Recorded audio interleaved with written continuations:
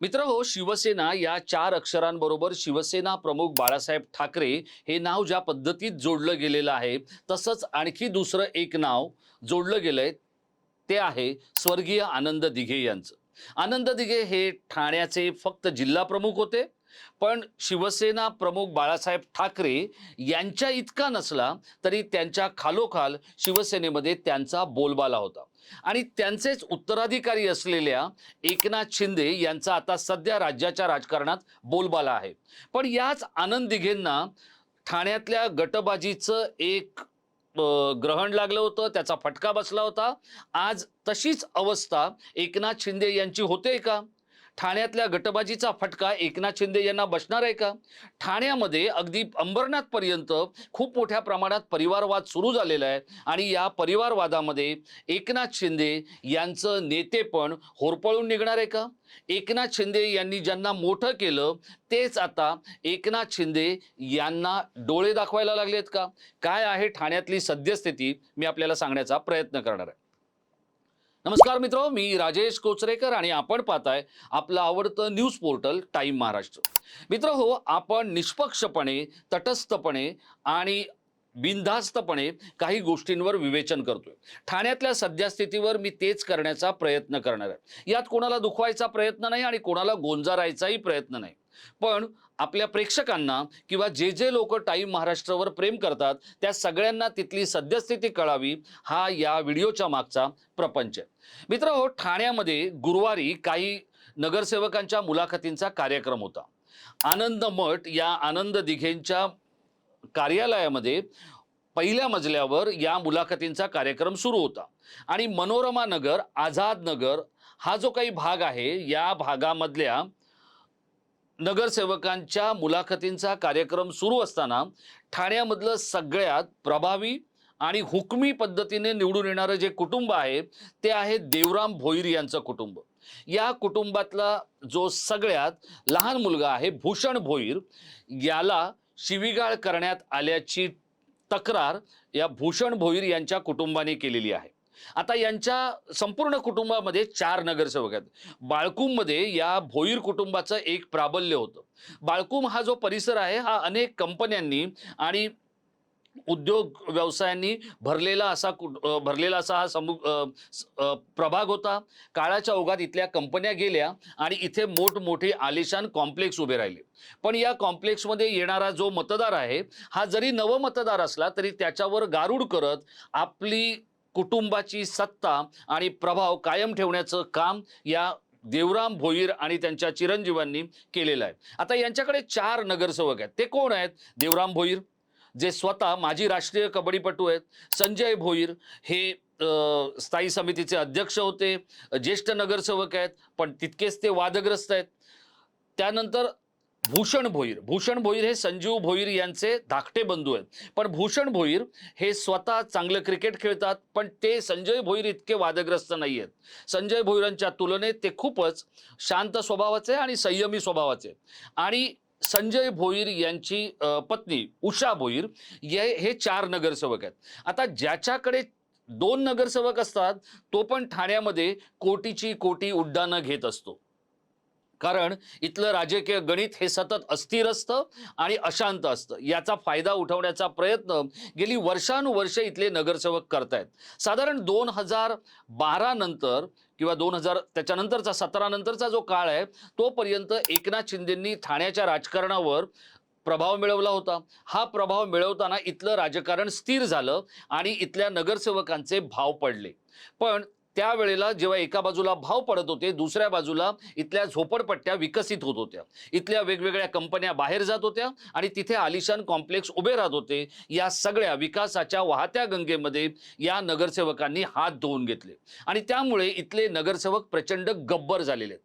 आता याच आझाद नगर आणि मनोरमा नगर या भागातल्या क्लस्टर डेव्हलपमेंटवर काही नेते मंडळींची नजर आहे.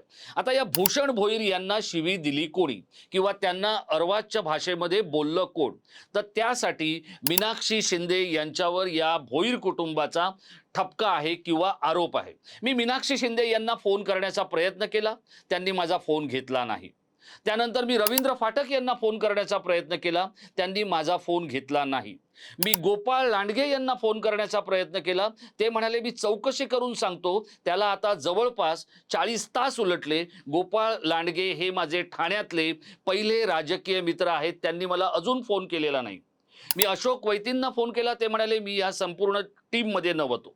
मी नरेश मस्केंना फोन केला, त्यांनी माझा फोन घेतलेला नाही.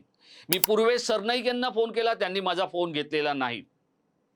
मित्रहो, ठाण्यातलं हे जे राजकारण आहे हे असंच सोयीने आणि सवलतीने करण्याचा उद्योग म्हणून या राजकारणाकडे पाहिलं जातं. आता या ज्या मीनाक्षी शिंदे आहेत, या मीनाक्षी शिंदे यांना पहिल्यांदा ज्या वेळेला यांचा जो संपूर्ण कार्यकाळ जर आपण पाहिला तर तो आहे जेमतेम 18 ते 20 वर्षांचा, बरोबर आहे.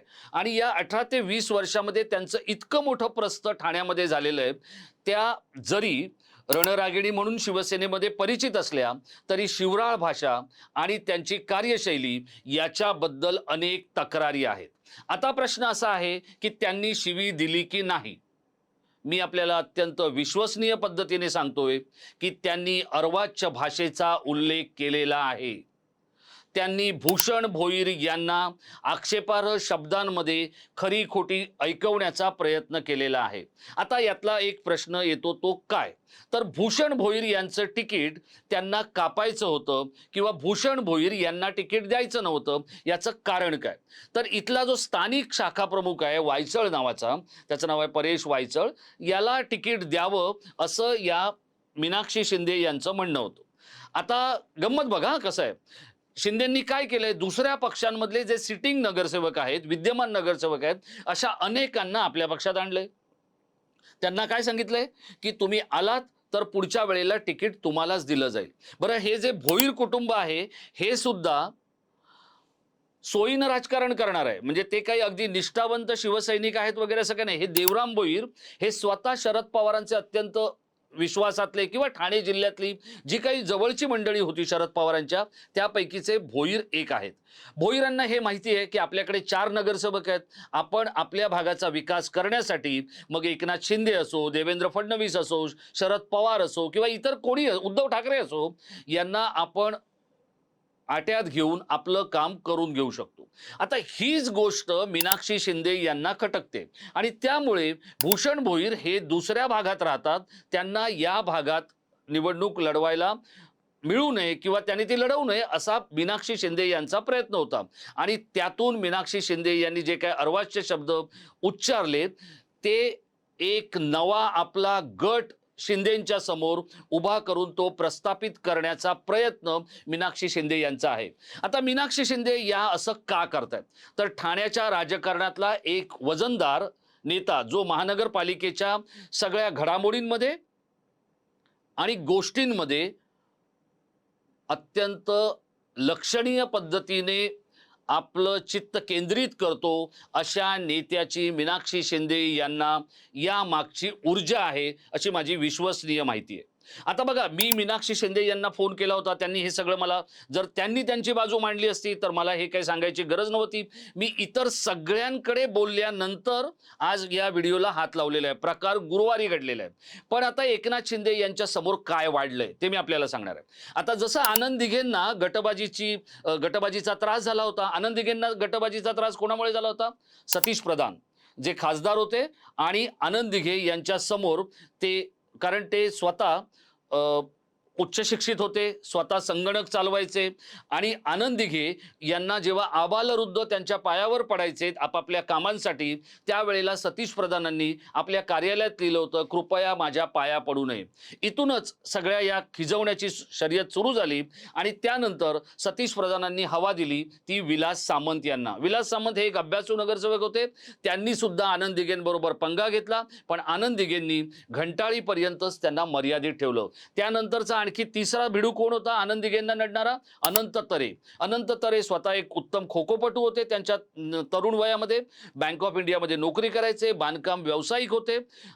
शिवसेना प्रमुख बाळासाहेब ठाकरे यांच्या स्नुषा स्मिता ठाकरे यांच्याबरोबर त्यांचे स्नेहबंध होते, शिवसेना प्रमुखांपर्यंत त्यांची पोच होती आणि पैसे होते, त्यामुळे ते आनंद दिघेंना नडायचे. हा झाला दिघेंना नडणाऱ्या तिघांचा विषय. आता एकनाथ शिंदेंना सुरुवातीच्या काळामध्ये म्हणजे ते आमदार झाल्यावर कोण नडत होतं, तर राजन विचारे, प्रताप सरनाईक आणि त्यानंतरच्या काळात राणे गेल्यानंतर रवींद्र फाटक.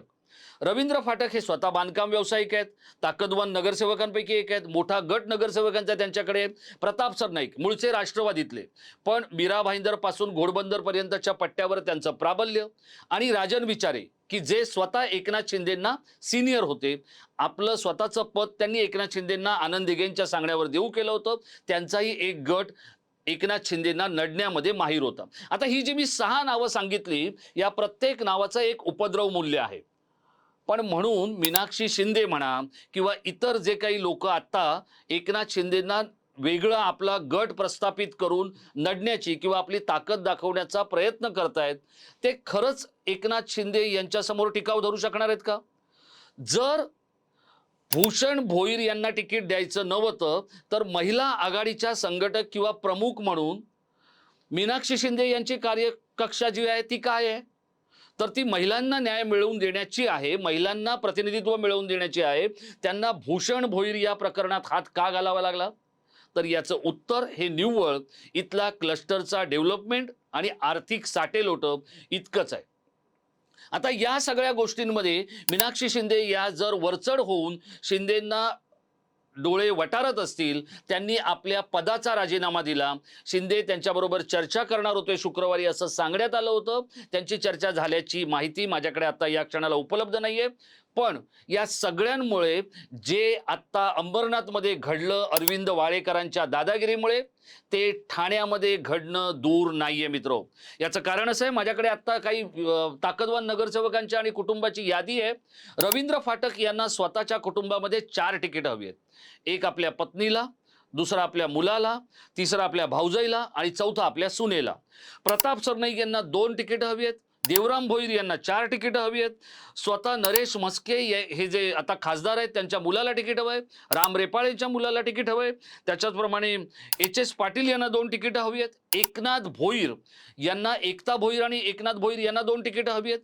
या सगळ्याचा जर आपण विचार केला तर असे अनेक नगरसेवक आहेत की ज्यांनी कधी आपल्या 40-40 वर्ष काम केल्यानंतर ज्यांनी आपल्या कुटुंबासाठी कधी दुसरं तिकीट मागितलं नाही.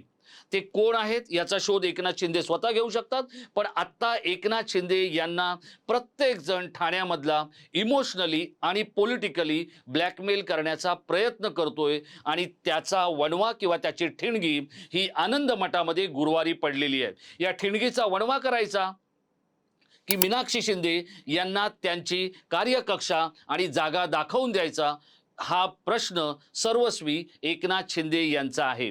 पण ठाण्यामध्ये एकदा का ही गटबाजी आणि हा जो काय गटागटांमधल्या राजकारणाचा जो किडा जर लागला तर मात्र ठाण्याचं अंबरनाथ व्हायला वेळ लागणार नाही. मित्रांनो, आपल्याला काय वाटतंय, जी गोष्ट अरविंद वाळेकरांनी अंबरनाथमध्ये मैं करे सो कायदा अशी सुरू केली, ती ठाण्यात सुरू होऊ शकते का?